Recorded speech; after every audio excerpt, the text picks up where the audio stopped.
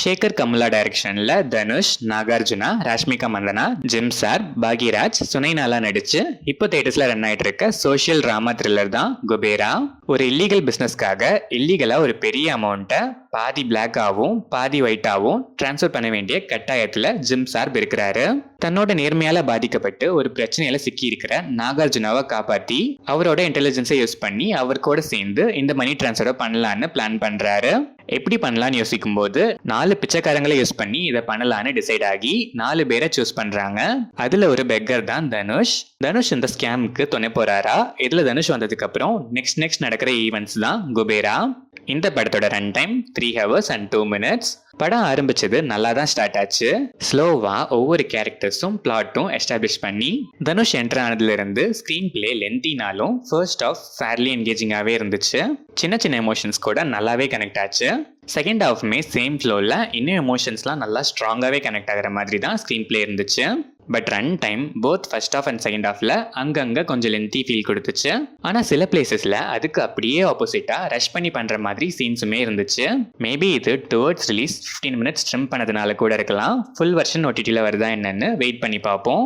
தனுஷ் டெஃபினட்டாக award worthy peak performance. Emotional சீன்ஸ்னு மட்டும் இல்லை, சின்ன சின்ன எக்ஸ்பிரஷன்ஸ் கூட அவ்வளோ ஆப்டாக பண்ணியிருக்காரு.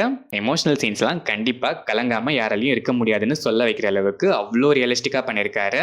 ஜங்கியாட் சீன்ஸ், பெக்கர் லுக், பாடி லாங்குவேஜ்னு இந்த கேரக்டருக்கான மெனக்கெடலுக்கே ஒரு பெரிய hats off. Nagarjuna screen space and character arc worth. டெஃபினட்டாக இந்த ஸ்டோரிக்கு ஒரு இம்பார்ட்டண்ட்டான ரோல்னு தான் சொல்லணும். பெர்ஃபார்மன்ஸுமே நீட்டாகவே இருந்துச்சு. தமிழ் டப்பிங்ல மட்டும் கொஞ்சம் பெட்டராக இருந்திருக்கலாம்னு எனக்கு ஃபீல் ஆச்சு. ராஷ்மிகா மந்தனா ரொம்பவே லேட்டாக தான் வராங்க. ஆனால் வந்ததுக்கு அப்புறம் ஆல்மோஸ்ட் எல்லா இம்பார்ட்டன்ட் ஃப்ரேம்ஸ்லையும் இருக்காங்க. ரீசெண்ட் டைம்ஸ்ல ஒன் ஆஃப் த டீசென்டான ரோல் அண்ட் பெர்ஃபார்மன்ஸ்னே சொல்லலாம்.